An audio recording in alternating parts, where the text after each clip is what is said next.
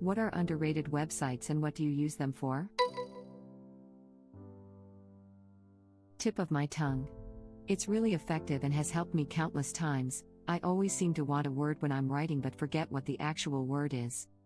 Web link. As someone taking multiple epilepsy meds, this is amazing. Keppra often has a side effect that basically causes language issues that result in a tip of my tongue kind of problem. A library of public domain classical sheet music. You can pretty much find any classical music over 100 years old. I stopped buying sheet music when I discovered it. Plus, it's pretty easy to send music to students during e-class and lockdown. Edit. Wow, thanks guys. I'm glad my information helps some people. Web link. Well, that beats the hell out of using image search and getting paywalled at every promising looking sheet. Effing hell, no joke. As someone who plays piano and guitar, the difficulty in finding good transcriptions on piano is almost impossible, but for guitar it's like a million free copies. Remove.bg does a pretty solid job at removing the background of any image.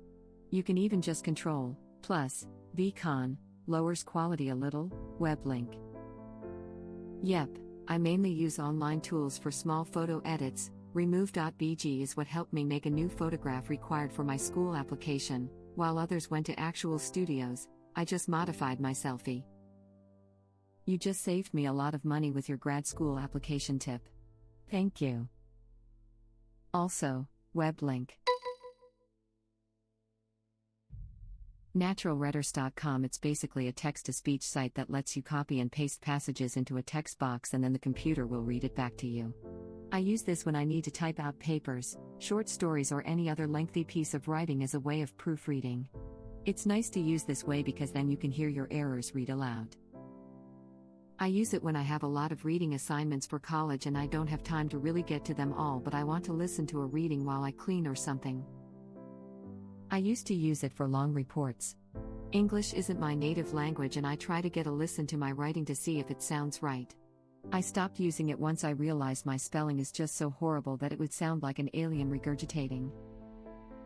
There's a Chrome extension that does the same thing after highlighting text and right-clicking it. Tracks the price history of something on Amazon so you can see if a sale is actually a good deal. Web link. The Chrome extension keeps adds this functionality directly onto the Amazon product pages. I've saved a lot of money by seeing items that regularly go on sale. Real example, the Instapot Duo Nova, regularly $100 but I noticed it went to $50 twice the last 3 months. I waited a few days and now sure enough it's $50 again. www.tjustwatch.com allows me to search up a movie or TV show and tells me where it's streaming. Edit. It seems like quite a few people are not able to view something they want to watch, but I also use when the only option I have is to buy or rent it. There's also the option of torrenting with a VPN. Web link. I'm always looking for this type of resource for movies for my kid. Thanks for the link. If you use Chrome, you can make a custom search engine. Settings, search engine, manage search engine, add then just fill in the form search engine, code just watch/code, keyword, code JW/code, URL, code https://www.tjustwatch.com/usearch. Q equals %s/code. Now if you use the URL bar and just type like, code JW I know what you did last summer/code, and hit enter, it will take you straight to the Just Watch search page. This has nothing at all to do with your post, but whoever gave you that award literally gave you the coolest frickin' award I've ever seen. Edit. You are literally a saint. I love this award. Thank you so much. DeepL for translations instead of Google Translate.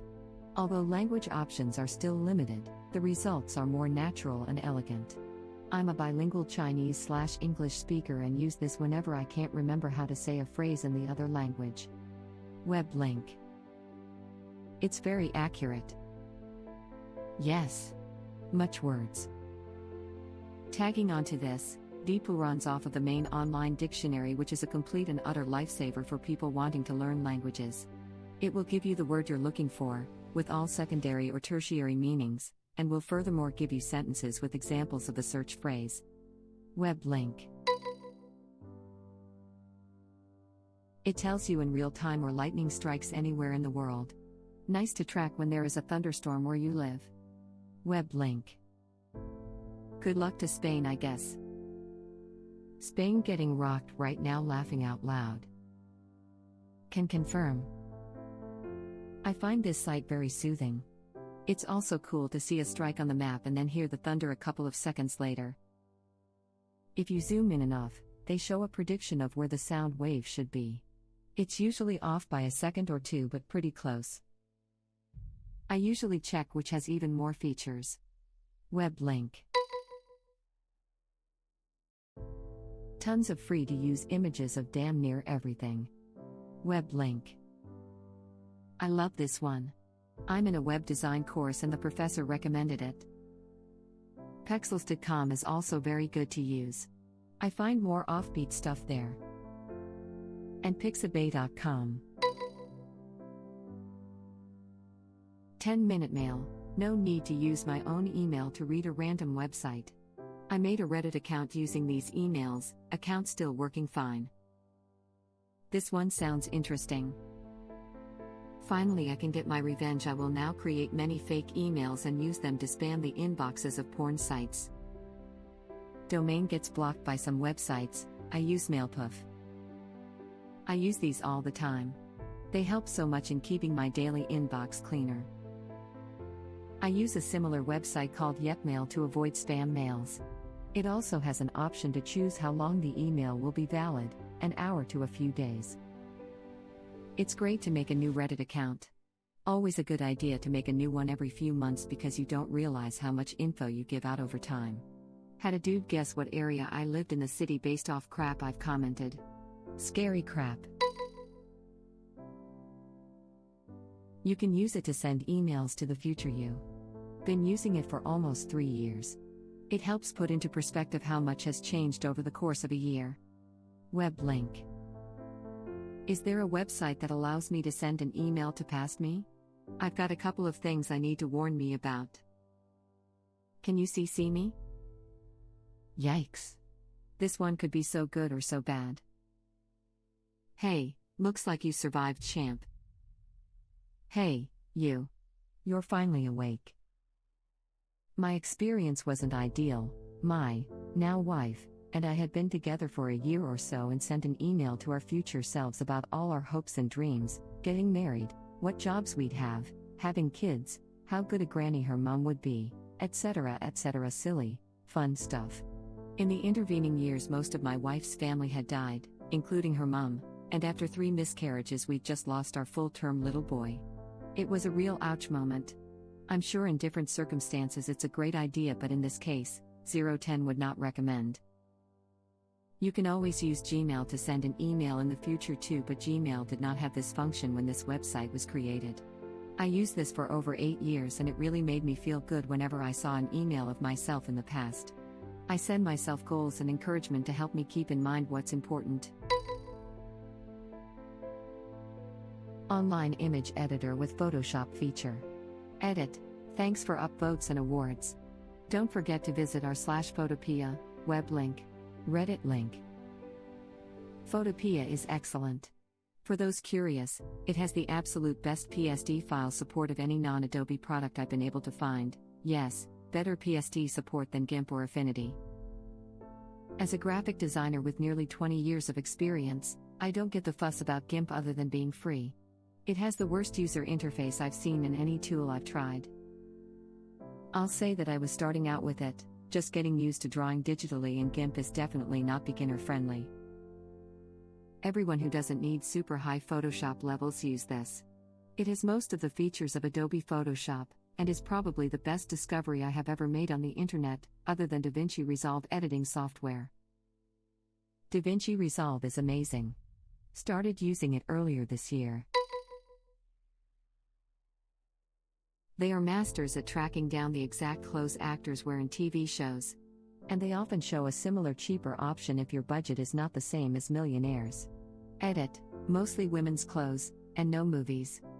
Sorry. Web link. Is there a version of this for movies? A Knight's Tale has one of the coolest wardrobes I've ever seen in a movie. I'd love to get the shoes Rosie wore in Jojo Rabbit. My goodness, what a terrific movie. I used this one time after my girlfriend saw an actress wearing some pajamas on a show. I looked them up, something like $800. For pajamas. I think we in general vastly underestimate just how expensive people wear on shows, even supposedly poor characters. I looked at an outfit from Lisa on Younger. It was a long skirt with a simple t-shirt and a bag, and it was over $3,000. T-shirt alone was like $400. But they did suggest something similar and affordable. Need an icon for something and don't have time to make it yourself? People from all over the world create them and upload them. Great resource for graphic designers. Icons available in SVG or JPEG, and they're doing stock photos now too. 3 a bunch of awards? Say what? Was not expecting that, thanks. Web link. NSFW, web link. SFW, kind of, web link. Okay, that's actually funny. I always love an opportunity to be able to talk about archive.org because it is such a wonderful and free resource for so many things. It has millions of free downloads for all sorts of stuff. One very popular example is that it is home to the web archive. There is also a thread where you can play a lot of classic games. They have access to tons of information too. It also has the Wayback Machine, which has archived more than 486 billion web pages saved, so you can go back and see how websites were years ago. For example, a month after it was created. Web link. OMFG, you're the best. I'm broke to buy any kind of expensive books to self-study in my field. I found just the one I'm looking for in archive.org. I owe you a lot. Worth checking out too. Has every book I've wanted, but I'm not sure it's legal. Edit, link added, web link. That website is truly underrated. It deserves more attention, particularly for PC games. When I was a kid, my mom used to play Diablo 2 and Chips Challenge on our computer. I didn't know English back then, and then my mom also had some memory loss. So the names of those games remained a mystery for me for 17 years until I accidentally discovered that website during this lockdown and saw those games. Edit, I just remembered, my mom used to play Bad Toys 3D also. Though I didn't find it on archive.org. I found it on our /Topofma joystick a few months back. But it's also there on archive.org. Reddit link. Chips Challenge, holy crap. Wow, the Grateful Dead collection there is stellar. Well, I don't know if this truly fits here because in Iceland we use it a lot and you kind of need to be Icelandic to get the full experience. It's called Islandingabok. And basically it's a big family tree. Iceland can see who their ancestors are and who you are related to because we kept such good trace that we can see who our ancestors are all the way to back when we hadn't found Iceland. It's very fun to see how closely related you are to your friends. Oh, and many also check it before hookups just to make sure that you aren't doing incest XD. If you are 5 generations apart, you are fine. We don't see that as your relative. I am very lucky that I am 8 and 9 generations apart from my GF. Then again, it wouldn't matter as much since we are both girls. Most of my friends are 7 generations away from me. Oh, and one thing I discovered with this is that I have a famous ancestor. She was famous for being kidnapped by pirates and turned into a slave, but then she was able to get back home. Her name is Guthrun Turkigoth. I know this will only be applicable for some who will see this. However, if any of you are knitters or crochettier, or just love yarn, check out Ravelry.com. It's free and you can see literally hundreds of thousands of patterns, some free, some are paid patterns, projects others have made using the patterns in different yarns and colors. You can look up yarn and find what others have made with it and what others have to say about it. There is a great community and lots of groups for all kinds of topics. There are always knowledgeable people able to help work out a problem or fix errors you may run into working on your projects. It really is a great site. Those who are a part of subs here on Reddit like /r/knitting and /r/crochet are likely already very familiar with Ravelry. However, it isn't well known outside of those groups I've found.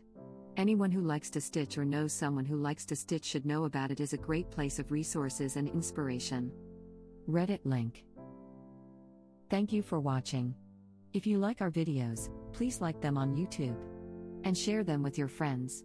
Please subscribe to be the first to know about Red Rabbit Reader's new videos. We welcome your comments below. Another of our videos will begin shortly.